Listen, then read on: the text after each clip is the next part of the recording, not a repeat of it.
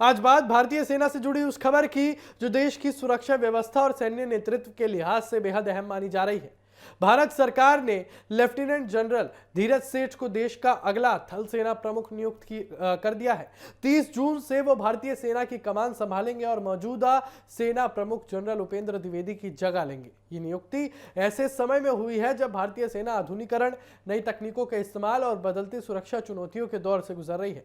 ऐसे में नए सेना प्रमुख के रूप में धीरज सेठ की जिम्मेदारी काफी महत्वपूर्ण मानी जा रही है। दरअसल लेफ्टिनेंट जनरल धीरज सेठ फिलहाल सेना के उप प्रमुख यानी कि vice chief of army staff के पद पर तैनात हैं।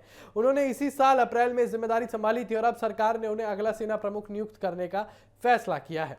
रक्षा मंत्रालय के मुताबिक उनकी नियुक्ति 30 जून 2026 की दोपहर से प्रभावी होगी और अगर उनके सैन्य करियर की बात करें तो धीरज सेठ का नाम भारतीय सेना के अनुभवी और सम्मानित अधिकारियों में गिना जाता है। वो राष्ट्रीय रक्षा एकेडमी यानी कि एनडीए खड़गवासला के पूर्व छात्र रहे हैं और दिसंबर 1986 में आर्मर्ड कोर में कमीशन प्राप्त किया था। करीब 4 दशक लंबे सैन्य करियर में उन्होंने कई महत्वपूर्ण जिम्मेदारियां निभाई है। धीरज सेठ ने सेना के विभिन्न कमांडों में नेतृत्व किया। वो साउदर्न कमांड और साउथ वेस्टर्न कमांड जैसे महत्वपूर्ण सैन्य क्षेत्रों की कमान संभाल चुके हैं और इसके अलावा रणनीतिक और संचालन से जुड़े कई अहम पदों पर भी काम कर चुके हैं।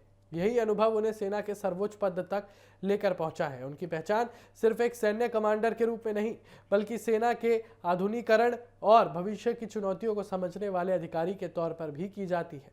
हाल के महीनों में उन्होंने कई मंचों पर कहा था कि आने वाला समय तकनीक आधारित युद्ध का होगा, जहां आर्टिफिशियल इंटेलिजेंस, साइबर क्षमता, रोबोटिक्स और आधुनिक रक्षा प्रणालियां बड़ी भूमिका निभाएंगी। रक्षा विशेषज्ञों का मानना है कि उनके नेतृत्व में भारतीय सेना आत्मनिर्भरता, आधुनिक हथियारों और नई सैन्य रणनीतियों पर और ज्यादा फोकस कर सकती है, खासकर ऐसे समय में जब देश की सीमाओं पर लगातार सतर्कता बनाए रखने की जरूरत है और सुरक्षा चुनौतियां तेजी से बदल रही हैं। धीरज सेठ की नियुक्ति इसलिए भी खास मानी जा रही है क्योंकि वो लंबे समय बाद आर्मर्ड कोर से आने वाले उन चुनिंदा अधिकारियों में शामिल हैं जिन्हें सेना प्रमुख की जिम्मेदारी सौंपी गई है। ये उनके अनुभव और नेतृत्व क्षमता पर सेना और सरकार के भरोसे को दर्शाता है।